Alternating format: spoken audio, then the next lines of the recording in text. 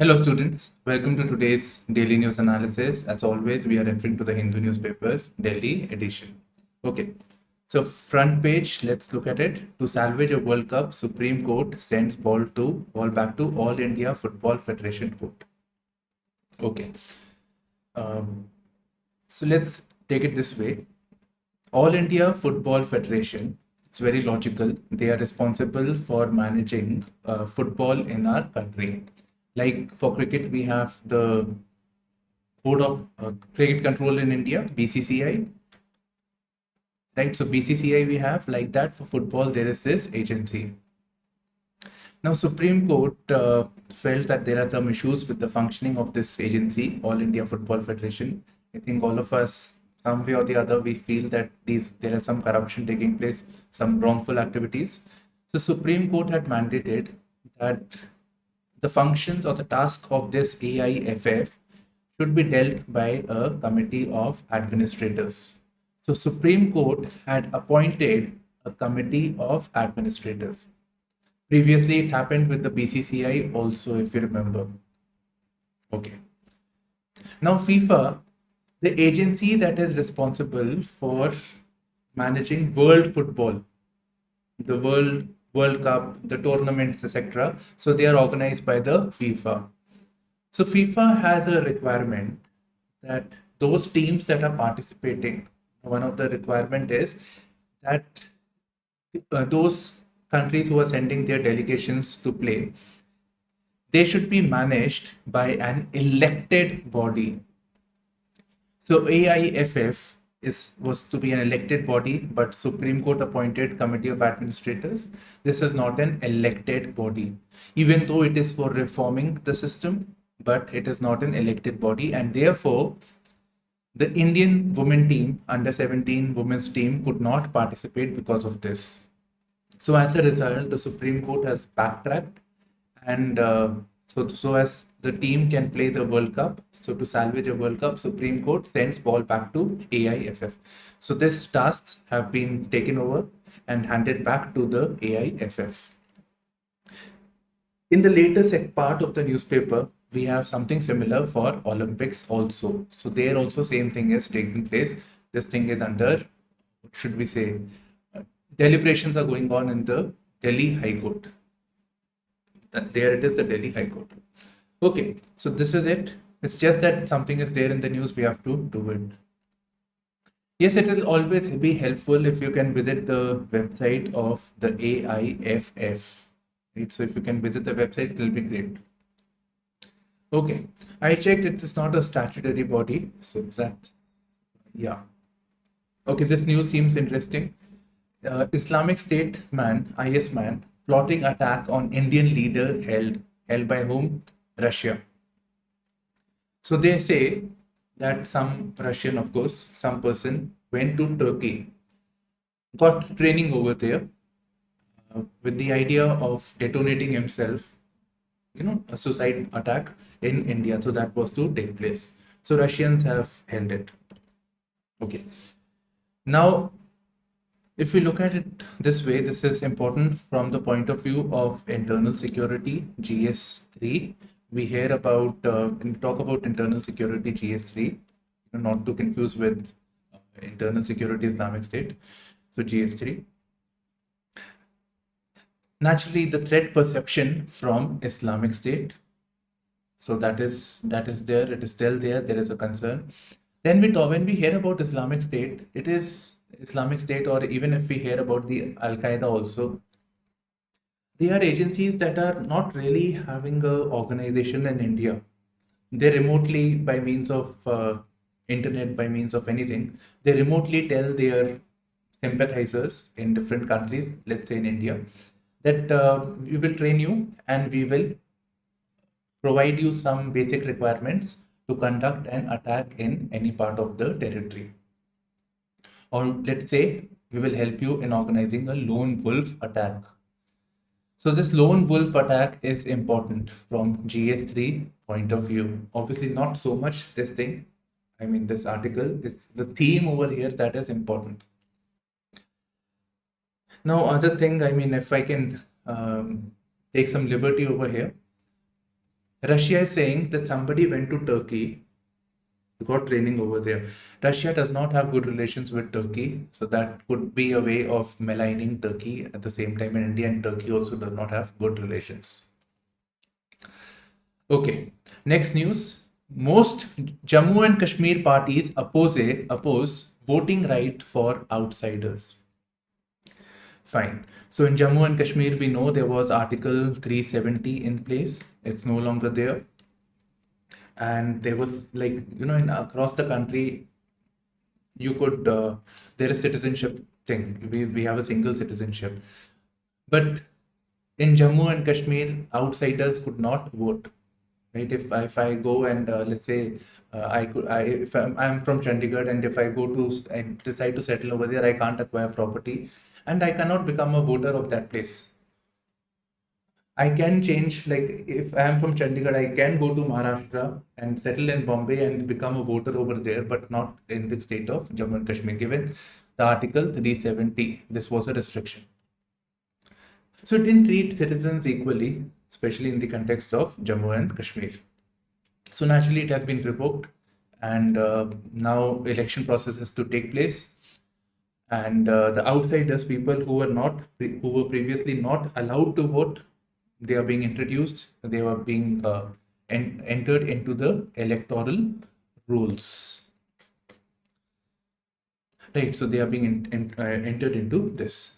So the Gupkar Alliance, the People's Alliance for the Gupkar Declaration, also known as the Gupkar Alliance, who say that we are protesting against Article 370. We want Article 370 to be, the revocation of Article 370 to be taken out.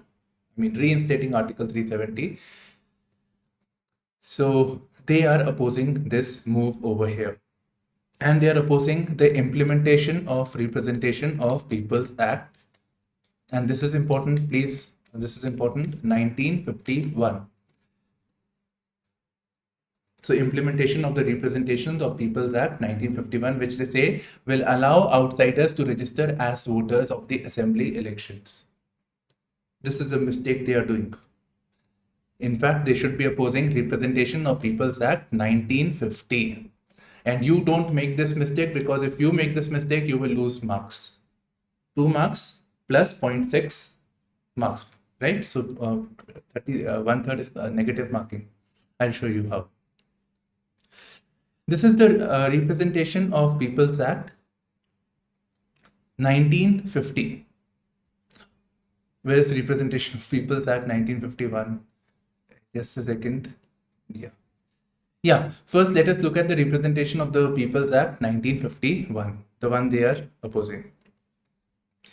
So this is about qualifications and disqualifications, right? Qualification for membership of the Council of States, Rajya Sabha, Lok Sabha, membership for the state legislatures, disqualification for membership. So let's see what all things are covered over here. Notification of general elections, basically how elections procedure will continue. So Parliament has created some sort of a law which regulates the conduct of elections. It also has issues with reference to qualification and disqualification.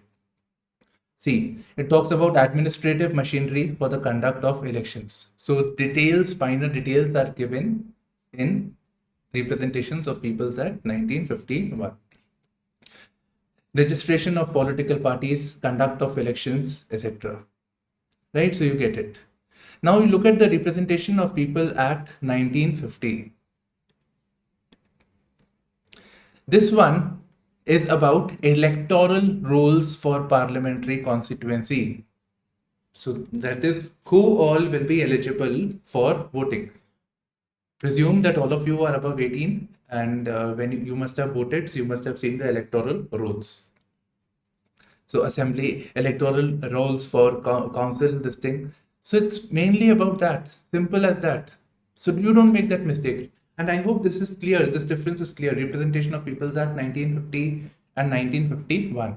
51 is about administration of elections, regulation of elections. I'm very simply saying this. While 1950 is specifically about electoral rules. And how people will be added, removed, all that is under 1950. Okay, right. So all this election related things, laundry politics, new term that has come up. Okay. Yeah, I think we can always look at this as, here, capital punishment for child sex rape was done. So, one is this rising incidence of crime against women. So, what measures should be done? Is capital punishment sufficient? I mean, UPSC is not asking such questions, but yes, there is a theme over here. Women, yes, it asked, like rising incidence of crimes against women, that was asked. Okay, and this is a very important topic otherwise. DDA to issue provisional notices to form consortiums. Fine, consortiums, it didn't explain what is consortiums over here in this article. But what is more important is two more sectors identified as part of land pooling policy. This is what is important for us. Land pooling policy.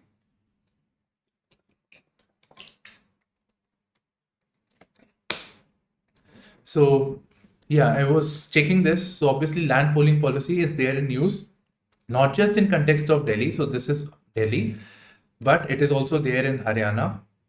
So I found this in a cursory this thing, and I presume in other states also there would be a talk about land pooling policy. And now the thing arises, what is land pooling policy? What is this? Why do we need it? What are the barriers to implement the land pooling policy? Right. So we have to work on these aspects over here. And I think I'll show you one image over here. I think this thing will make it very clear. From land acquisition to land pooling, participative development. Fine. Okay. So ideas concept is very simple, be it for rural or be it for urban. So there are people who's owning lands, the land is owned by different people. So why not pool that land? Pool the land as a community, they pool the land, and some part of the land can be used for creation of infrastructure. While these people who are pooled, they can get some monetary this thing, or some housing can be created, like an uprise, something like that can be created, vertical spaces can be created. So that frees up space for developmental activities, for creating highways, for creating residential projects, for transit oriented development that is there in the news. So you can find lots and lots of literature on this. Like lots is available for this over here. Okay. Then here we have this, property related websites and all. They have a lot of articles on the same. Okay, let's move on to the, just let me clear some of this. Okay, so this is important, GS3, right? So it should be in GS3. Okay. Maharashtra Assembly passes amended act on civic bodies. So what amendment has been made? And we just need to read the heading. Nagar Parishad Panchayat heads can be elected directly. This is something that has been there in the news, especially in this 2017. This topic was really picked up by Vision IAS. So their current affairs. So you can actually find reference over there also. So core idea is, like in the panchayats, like normal elections that take place, let's say we take it simple, we do it simple. Gram Sabha is there, Gram Sabha votes, the elections take place and the members of the panchayat are decided. They amongst themselves may decide who the sarpanch is, who the head is, right? So something like that. And likewise for Nagar Panchayat also, Nagar Parishad also. So kind of a parliamentary type of system is there. Why not give people the right as to who they want as their leader, who they, a person specific whom they want accountability to, who should be accountable to them. Like these days we are having this Modi government. So you may be voting for BJP, but everybody knows it's Modi thing that is going on.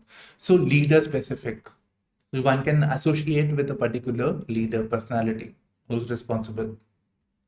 So something on these lines. So this is kind of a presidential kind of a system. So should we have directly elected? What are the pros and cons? There are certain states who have done it, certain states who did this and reverted back to the original form. Opposition is naturally crying foul over this, but there are pros and cons of everything. Okay. Free education and healthcare, freebie issue thing again starts up, but yes, these things are important. Okay. Floods, Odisha to provide sanitary pads with relief kits. You know, this some things that happen over here which makes this my favorite state kind of. Okay, so women approach has been see a gender approach over here, gender approach towards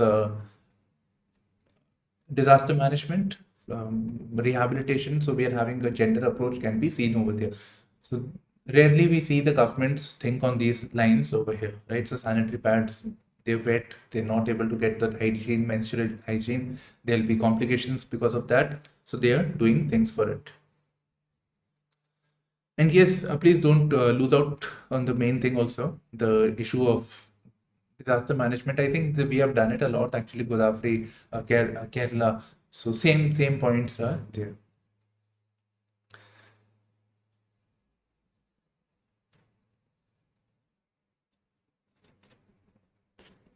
Okay. For Durga Puja clubs, 10,000 more reasons to cheer for. Simple, a state is not doing well. The state's finances are in a bad state. The government is saying we don't have money.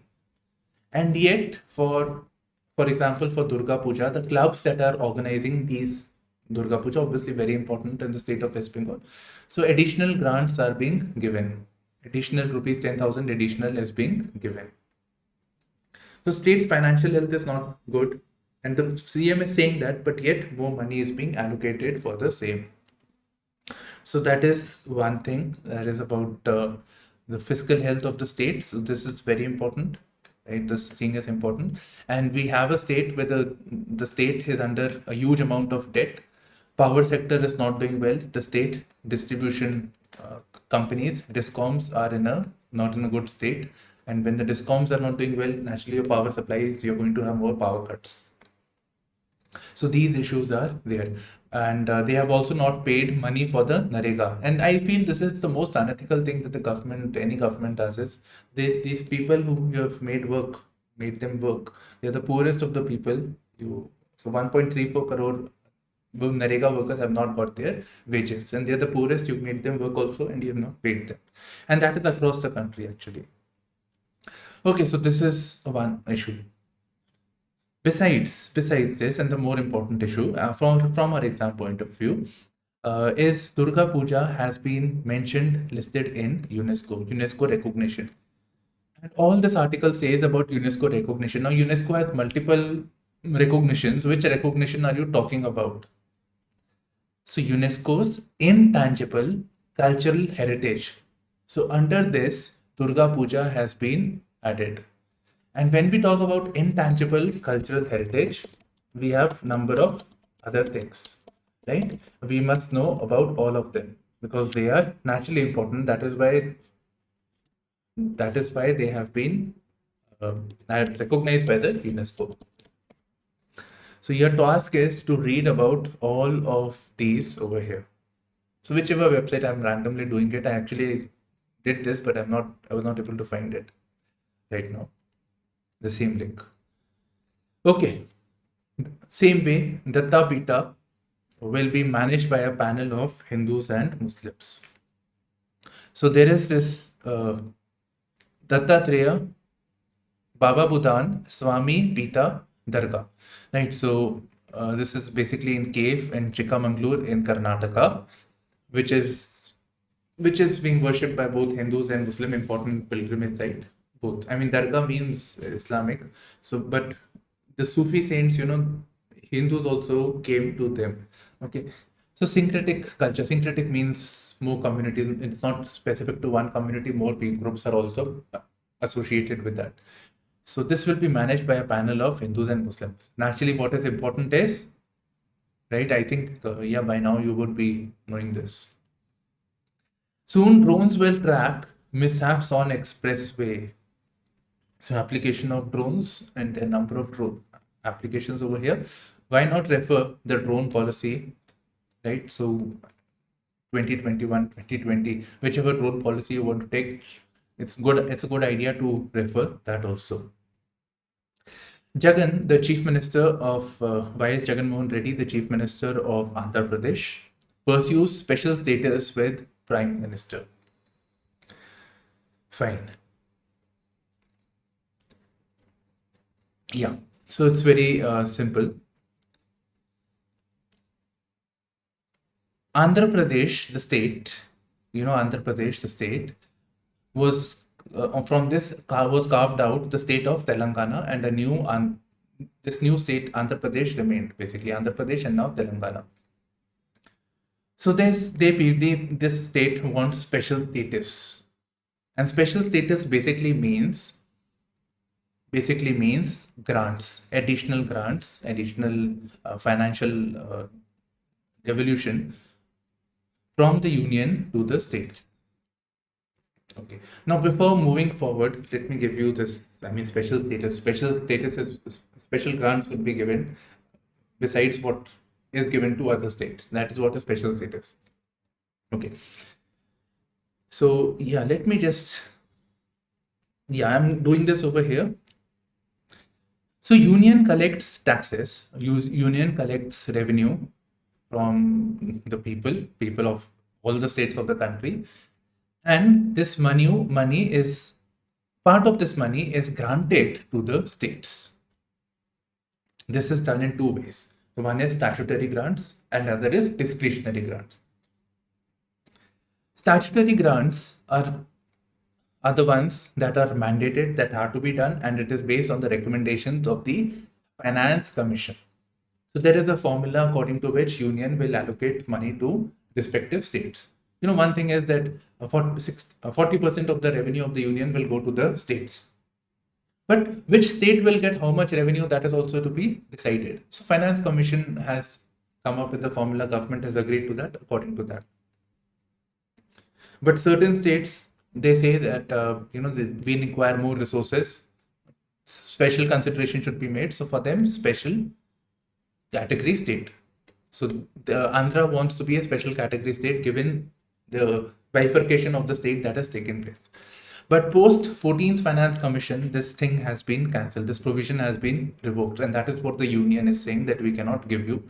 And this is a sore point between the states of Andhra and the union. Fine. So this is what they say. Mr. Reddy is saying facilitate various grants and tax incentives that would give fill up to industrialization and employment generation. We want more money basically from the union. Besides, they are asking for money for the Polavaram project, and they are asking about Telangana Discoms pay the debt to the Andhra Pradesh power utilities amounting to 6,756 crores. And you know what? These are issues that are common to all states. Okay. Then allocation of iron ore to Andhra Pradesh Mineral Development Corporation, and proposed steel plant and the Kadapa district. When I was reading this, what was going on in my mind? 10th, geography NCERT, 10th and 8th, they have a chapter on mines and minerals. Both NCERTs are very, very similar. So that one. So I was thinking about those chapters, resources, availability. So yeah, basically that thing. Okay, now as important is this bird sanctuary. Naturally, I've highlighted this. So Rangana Tittu Bird Sanctuary. Where is this located? Near Mysore in Karnataka. What is this? Bird sanctuary. So this bird sanctuary was closed because of the floods. So now this has been reopened. Typically with bird sanctuaries, you will find them around lakes or wetlands actually. So where there's a water body, there is some vegetation is there, and the birds fly and flock over there. Nest over there. Okay. Moving to the editorial and the opinion section. So factoring in the risk. So, today actually I don't have to do much over here. These are the articles you can see. Yeah. Okay, I'll tell you why. So remember yesterday we were talking, I was telling you about last year that there was an article that Himalayan ecosystem has been affected. So same thing is actually being talked over here. So number of disasters have taken place, be it same every year, landslides, high intensity rains. um,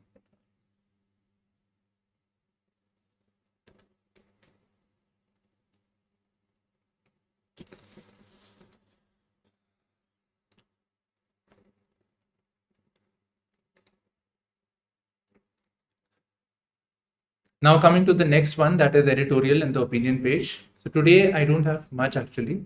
So before going forward, let's look at the things that are there. So one was about the Himalayan ecosystem, then political, how narratives may change in 2024. So political, this thing. Something about chess, then not centers of learning yet. This is a critical thing about Anganwadi scheme.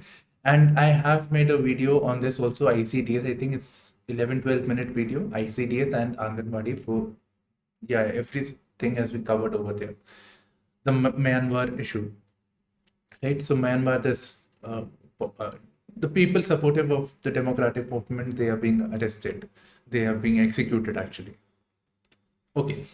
So it's about this, the number of disasters that are taking place in Himalayan ecosystem, they are on the rise.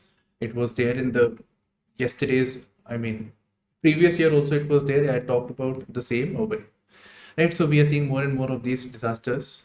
And somewhere it is also associated with the developmental activities which has eroded, which has spoiled the ecological balance of the place. So Science and Technology, Ministry of Science and Technology underlines that mountain areas are highly vulnerable to natural disasters, where development over the years has compounded the problem by upsetting the ecological balance of various physical processes. Right? Then a word of advice from the Hindu newspaper that we need to be mindful, we need to focus on the principles of sustainable development. So yeah, infrastructure, jobs, fine, but at the same time, at the core should be sustainability. The road to China's 20th Party Congress. So fine, the Chinese, they are going to have their party Congress, important decisions will be made. So this is significant as it is being held at a time when China is the period as one of great disorder. So I'm not, you are interested, please read this. All I'm interested is in what is this great disorder that was being talked about. So one is there is a domestic issue in China. The economy, etc., is not in a good shape. So the indicators are not very, very positive. Plus, Chinese side is actually they're very good at concealing things. So we don't really get much information. But yes, there is a good inkling that things are not good in the domestic sphere of China. And it is at this time that we are finding Chinese getting into conflict with its various neighbors. You name it. In the eastern side, we have, starting with Japan to Taiwan, moving southwards, we see the South China Sea region, and then the land border issue with India over here. Right? So we see this, and then China becoming more and more aggressive with USA also. So the diplomacy is in a very, very disorderly kind of a thing. So there is a great disorder that is going on. So this is there. And besides, there is another term associated with Chinese diplomacy at this time that is known as wolf warrior diplomacy. Right. So I made the video also on this thing. So you can have a look at it. It's basically all the same things over here which is taking place with reference to China, which we keep doing in the daily news analysis. Okay. Remember a few days back, I discussed an article. I mean, somebody wrote an article, therefore I did this, and this was about fiscal federalism. That is that is about states having lesser and lesser share of revenue, despite them being required to spend more and more of money. So here we have a data on the same. We have a data on the same over here. I have shared an Instagram link on the Telegram, this thing. Basically, the idea is, yeah, I want to promote my channel also. But the basic idea is that I could have put it on my OneNote and use it, but I want to share it. And whenever I also want to refer it, I can go and refer those. At Telegram, this thing is getting lost. So that was the idea. Okay. Yeah, shrinking states share in central taxes. So we just will do these 4 charts. What are they saying? Let's see. So it's very, very important. It's like a gold mine, very important. Okay. So this first one is saying that, pool of revenue, the resources that are there for both center and states, more resources are allowed for the union. So 62.7%, while state has only 37.3. So states are getting less money overall. Income tax, corporate tax. The bulk of the revenue is going to the union. And states have very little. Most of it is actually in the form of GST. So it's very, very little. So ability to raise revenue. But when it comes to implementation of schemes, routine administrative works, construction of roads, etc., that is primarily responsibility of the state. When we say this is not good, this is bad, it's mostly associated with the state side of things. State is responsible. So state has to do bulk of the expenditure, but revenue they're getting is very, very less. While overall, if you look at from expenditure point of view, union's expenditure is only 37.6%, while the revenue that they're getting is 62.7%. So this is a skewed this thing that you can see over here. So it's very logical that ultimately more money should go from the union to the states. Finance Commission, recall, right? So by means of statutory grants, discretionary grants, more money should be handed over from the union to the states. Okay. And I told you that Finance Commission recommends how much money should go from the union to the states, and that comes under the statutory grants. So the Finance Commission had recommended that 41% of the revenue that the union collects, like from various sources, be it GST, be it their income tax, corporate tax. So from that pool of money, the revenue that the union has generated, how much of it will go to all the states of the country? So that is 41% that Finance Commission had recommended. And the Prime Minister Modi actually posted about it that we have accepted this. It's a great reform. But in reality, we are at 29.6%. Naturally, I think to be fair about it, you see an increase over here, but then we see a decline over here. This can be attributed to the economic issue because of the pandemic. But then pandemic is equal for both the states as well as the union. Okay. Now let's look at this over here. The chart shows the states and government's share of gross tax revenue in rupee lakh crore. Fine. So we see this. So revenue of union, center is more, state is about half of that. So in lakh crores, right? So this was percentage, this is lakh crores. Then, yeah. Then there is something known as cesses and surcharge.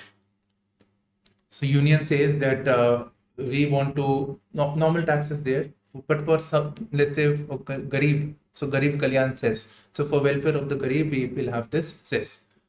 So beyond the tax, an additional cess is levied. So this is but for a particular cause only. They can also use the instrument of surcharge, tax on tax. So that they can do.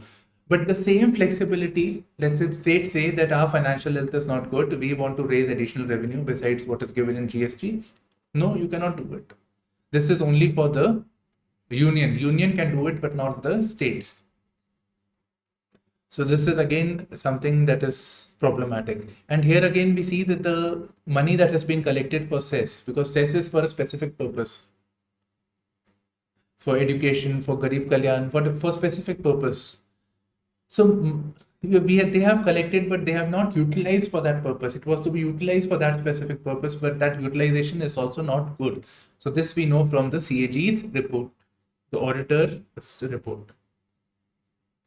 Okay, so this I am sharing this. Please make a note of this. This is important. The controversy around the Delhi excise policy, I'm not interested. You should also, but yes, I mean, for chit chats, it's important.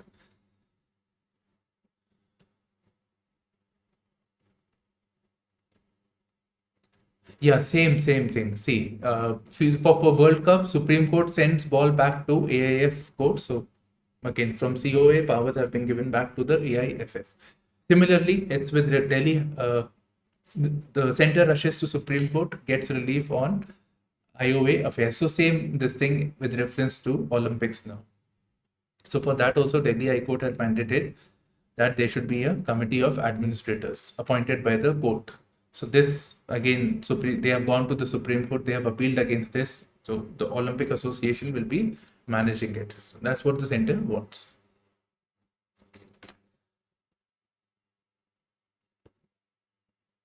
Fine. I have shared this on my Telegram. Supreme Court, Sanjay Agarwal committee report. So this is the meeting, the first meeting of the committee on minimum support price. Right, so union government has appointed this, and we have farmers who are saying that we want MSP to legal guarantee should be given, that MSP should be provided. So legal protection should be given to the MSP. So we have it. And UPSC has also asked us mains based question in GS3 on MSP, relevance of MSP, etc. And we can expect more also. Number of combinations can be made. So we have some things that have come up, some of the recommendations that they have made, and which is not actually specific to MSP. So let's see what are these. So one is that more science, more research, the developments in the field of research should be handed over to the farmers. So there should be a linkage between the scientific community and the farmers. These are also known as farmer extension services or farm extension services. That is extension with the scientist research committee. So researchers are making things, doing things in universities. They are good with the labs. This has to go to the farmers. So this is done in India by means of something known as Krishi Vikas Vigyan Kendra. Right, so it is here where they demonstrate and try to convince the farmers to make relevant changes to the farm practices. Besides, they suggested changes in the cropping pattern. Cropping pattern should be done, and crop diversification should be done. We all know, I think, for specifically in this area, this northwestern area, the arid area, Punjab, Haryana, we are cultivating more of this paddy, water intensive crop. Not suitable for this place, but I mean, still doing it by means of groundwater irrigation. Groundwater is getting depleted because of this. So this is not good. Right, so we should actually focus on climate smart agriculture. Not mentioned in this article, but yes, we should focus on climate smart agriculture. And for this, we should map existing cropping patterns of agroecological zones of producer and consumer state. I think I'll go beyond, and then they say that we should, they're talking about natural farming also. And for this, we have the zero budget natural farming. I'll go beyond this, and I think we can also talk about food processing sector that can also be focused for greater incomes to the farms. The very old thing, actually, all this is nothing new. All we have new is the name of the committee. Maoist threat is on the wane. So this is important from the point of view of GS3, internal security, of course. Okay. So Amit Shah is saying this, and there is reference of Chhattisgarh chief minister, also tribal state prone to left-wing extremism. We have about 2-3 questions that have been asked on left-wing extremism. And one question was where it talked about trends in left-wing extremism. So we need to have facts. So such articles are helpful. I have a better fact, actually. That's why I'm not very keen on doing this, but yes, you can have this. In 2009, 1005 people died in militant violence. In 2021, 147 people were killed. I have a better fact when I say in 2004, around this time, about one third of India, about 200 odd districts were under the red corridor area. This came to about 9,600 districts, and now we are at 48 odd districts, and 25 are more prone to left-wing extremism. Fine. Now that I find is better, and this was also coming from Amit Shah. So we can find this on this thing, or yeah, it's not a big deal. I have made videos also, but I don't know where I made them. Yeah. Okay. Now, besides this, typically solving this problem is one is security related measures, that is policing and use of police force to kill the militants or put pressure on the by means of security for them to surrender. Right, so security and obviously surrender policy that is there. So for this, you see 40 new security camps have been established, 15 more are on the way. Right, so security camps. Besides this, obviously, the surrender related thing, then administrative aspects, administrative and development. So more development like Pradhan Mantri Gram Sadak Yojana, better connectivity, better infrastructure. So the people who are alienated, people who do not like the government, they are supportive of the government because development is taking place. And that is the main task of the government also. Right. Besides, there is Samadhan and there is this policy of 2015 to deal with left-wing extremism. Interesting tomato flu detected amongst children in India, says Lancet. Cases reported in Kerala, Tamil Nadu, Odisha. Any diseases, most of it normally starts from here. Nipah virus or whichever you take it. Okay, so tomato flu. When it says flu, it means it's a viral disease, means it is coming from a virus. Which virus? Coxsackie, Cox, C-O-X. I'll write it in big. Sackie virus, right? So this is the name of the virus, important for your prelims. This is contagious. It's very similar to chikungunya and dengue in terms of symptoms, in terms of what is happening to your body. But these chikungunya and dengue, this thing is caused by a vector. It's caused by a mosquito bite. This thing is caused by a virus like COVID and etc. So it's very contagious. It can spread very easily, and it is being detected amongst the children. These are the symptoms: high fever, rashes, intense pain, fatigue, nausea, vomiting, diarrhea. All these things are there. Pain in joints. So it's swelling of joints. This is dengue and chikungunya, this thing. And for this, essential to have plenty of fluids. China eases visa ban in boost to Indian students. Okay, so this they are doing it. Okay. India's obsession with English is limiting development, and so this is with reference to the new education policy. Yeah, so maybe vernaculars. Yeah, obviously vernacular insistence on English. The rural heartland is not. Obviously, they get deprived because of that. We need to have more and more of governance, more and more of websites, digital things in the vernacular space. Coming to thinking, my channel is not there on that. Okay, Imran Khan charged with terrorism in Pakistan. Right, quickly, Sri Lanka detains student leaders under anti-terror law. Fine. So some way or the other to stop this problem. Okay, auto parts sector records. So record sale.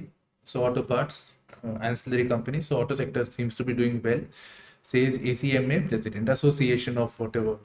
Right, so yeah, fine. So metric rose to 23% to 4.2 lakh crores. Fine. It reached pre-pandemic levels. Fine, so this is doing well. But then we find I have just one reservation over here. I feel that this is not really a good indicator of the economy because we have semiconductor sector, the gap that was there, there was piled up inventory with the automobile sector previously, if you remember, specifically because of the semiconductor. So that piled up inventory, if people must have bought it, but that inventory is still there. So when this inventory is released, naturally you have more sales, so record sales. So that could be a reason over here. I feel this way. Otherwise, I don't understand the spurt in sales and other indicators saying economy is not doing good, and that problem is there. Okay, loan defaulters, or probably, or not all, obviously all sections of population are not affected by the pandemic similarly, right? So people who were affected more are bulk of the population are anyways, the condition was not good. They were not in the buying this thing anyways. Okay, loan defaulters entities under probe need NOC to invest overseas. Not important as such. What is important is just this part. People who have NPAs or who are willful defaulters, people who have gone outside of a country, not paid their loans, and cases are pending. So if they want to invest in other foreign countries, then they need permission from the Reserve Bank of India. And on what basis this regulation has been created, this is important. So this is known as the Overseas Investment Rules and Regulation, notified under the Foreign Exchange Management Act, FEMA. And this is important. So there is one known as FEMA and the other is known as the FCRA. The FEMA is coming under Ministry of Finance, and it is regulating naturally in the outflow of money from a country. So overseas investment rules and regulations, overseas investments. Okay, it says that investments into foreign entities, no Indian resident shall be allowed to make investment into foreign entities that are engaged in real estate activities, gambling in any form, and dealing with financial products linked to Indian rupee would require central bank specific approval.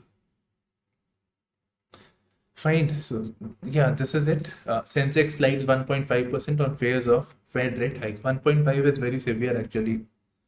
Okay. Right. Then we have more and more of these sports news. So this basically concludes our daily news analysis session. So thank you for streaming in to our channel IASPrimers with me, Shubhashish. Bye bye. All the best.